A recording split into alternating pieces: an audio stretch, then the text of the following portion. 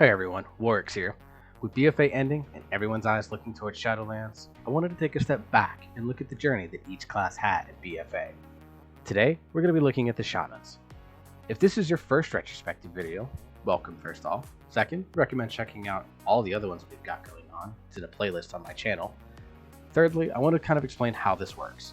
I look at each spec in both Mythic Plus and Raid, grade each individually, then average the grade overall to determine how effective was the spec in PvE. This looks mainly at performance, numbers perception, community perception, and somewhat representation. Before we ghost wolf into the Shaman specs, I just wanted to give a shout out to my guild members and fellow officers barely above average on Icecrown NA, Pads, and Nual. Pads will be doing the DPS Shaman, Nual the Resto Shaman footage. They stepped up and helped me record footage so you get good high-level gameplay of their Shamans in these time-walking dungeons, rather than looking at my level 45 Shaman clawing its way through a classic dungeon. We're going to start with Elemental Shaman. Elemental Shaman was a spec that I think was undervalued for much of the expansion. They never really shined in any scenario, other than for like a week after their 8.1 changes hit where everyone loved them before they went back and played their regular specs. But I think they were solid to great.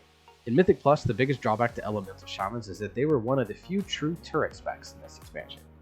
Nearly everything that they did for full damage had to be cast, and sure, you had shocks and lava surge procs that allowed you to do something on the move, but the majority of your damage would stand still through chain lightning, casting earthquake, lightning bolt, and even non-lava surge lava blasts.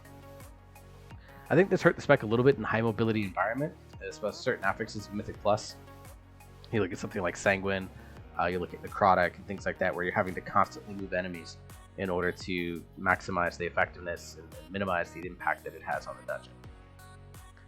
When they were given the chance to stand ill, I think they actually could pump out some respectable damage. When they didn't, you had to be extremely smart with your movement to be really, really successful.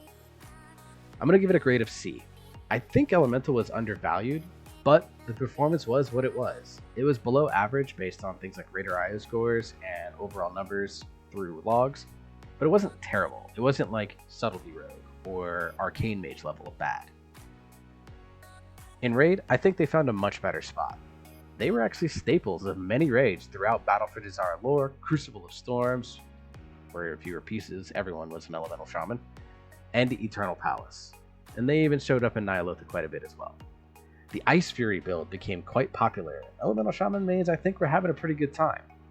The damage trailed behind mages, Locks, Shadow Priest, and Boomkins, and this hurt their representation overall. The big thing about the Elemental Shaman in Raid, though, is that it didn't fall behind or lack representation because it was bad. It actually, I don't think, was for Raid. It's just that it's fight design.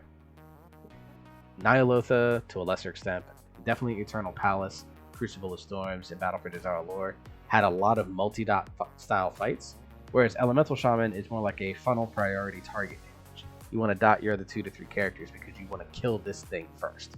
That's what Elemental is really, really good at. Their utility was valued by a lot of raid teams, and like all Shaman specs, they had some really nice flexibility in their builds that made it able to shift and change talents on a per fight basis as needed. If you were looking at a more strict single target, you'd run the Ice Fury build. If you were looking at a heavy AoE boss fight, maybe you switch over to Primal Elementalist and Storm Elemental and run the little bit more AoE Mythic Plus style build. You could keep an Elemental Shaman in every fight, and they could adjust accordingly based on need. Made them really good and flexible. Grade B. Overall grade is going to be a B-. I'm giving Raid a bit more weight here, just because I think that the Shaman specs as a whole were just undervalued. I find Elemental to be a lot of fun, personally. Yeah, it was slow with the builder spender style, but the spec had something that was fun and challenging. The Shadowlands changes only enhanced the spec in my eyes. Speaking of enhance, we're going to move on to Enhancement Shaman, a spec that is in an interesting spot. Enhancement Shamans that play the spec are definitely passionate folks, but I think their population is small, much like the populations of Feral, Windwalker, and Survival Hunter. Strangely, all 4 of these specs fill sort of the same style niche within a raid group or party, as straight damage bots. None of these specs scream special utility that makes them super valuable. Enhance is above the other 3 specs just a little bit, as they are Shaman and bring all that Shaman utility. Things like Purge, Poison Cleanses, You have obviously Bloodlust, which I know Survival Hunters can bring as well, but they just had all that Shaman utility that makes them really, really good. In Mythic Plus, I think this type of utility made them interesting party members. If you could work around their utility in a pull in a style that suits them, they could be quite good. However, Enhancement Shamans have been seen as damage bots. They absolutely pump damage in the right hands of the player and with the right setup of pulls. They lack a great defensive, much like Arms Warriors. Astral Shift seems good on paper, but as Pads once told me, quote, it's not really that great. This is probably what hurts them the most in Mythic Plus representation. While the damage isn't as high as other specs like Demon Hunter, Unholy DK, Fire Mage, it's definitely enough to push high keys. There's a lot of Enhancement Shaman actually out there doing that. It's kind of unclear to me why Enhancement Shamans aren't a higher representation as Mythic Plus, as the stacked cleave style of trash pulls is something that Enhancement Shaman really, really shines in. And it's actually pretty much what all most Mythic Plus pulls are, with the exception of the boss fights.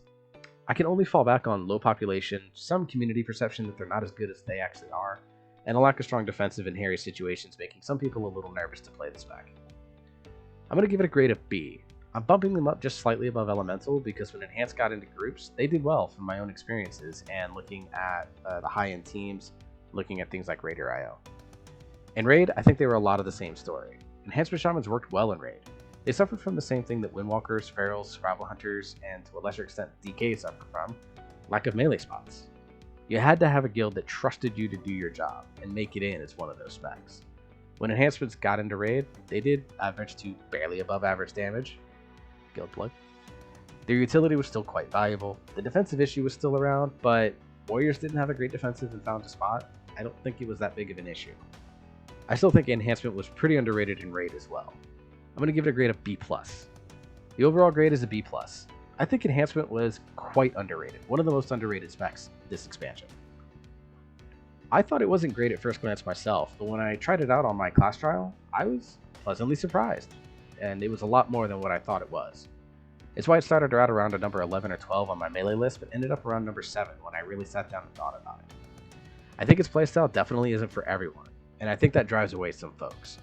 The Shadowlands are looking extremely positive though, and I hope that brings up the reputation of the spec. And finally, Restoration Shaman. Restoration Shaman were another spec that I think is pretty undervalued, just like the class as a whole. But it lost a lot of good vibes because of one major toolkit flaw, a lack of a tank cooldown. In Mythic Plus, it seems like Restoration Shaman would work well in theory. Groups are generally stacked up, especially if you play like a triple melee style team, so chain heal becomes pretty powerful. In reality, if things are going well, a Resto Shaman is generally only healing maybe one person, the tank. Their single target healing is okay, but not great. The utility they bring is actually more limited in 5-mans, as things like Windrush Totem just don't have the same value in 5-mans that they do in 10 to 30-man runs. This made them difficult to work effectively in during 5-man runs. The lack of a tank cooldown only enhances and puts a special spotlight on the fact that they aren't the most viable for 5-man groups, because they don't have a way to bail out their tank when their tank has done everything possible and is still getting just crushed. Grade in Mythic Plus will be a C. In Raid, they had one standout point during Battle for Dazara lore, as you saw multiple world first level guilds run a 2-disc 2-shaman healer comp. Outside of that, they were always just sitting outside that Disc Priest Holy Paladin wall that I've talked about a lot that formed during patch 8.2 for healing comps.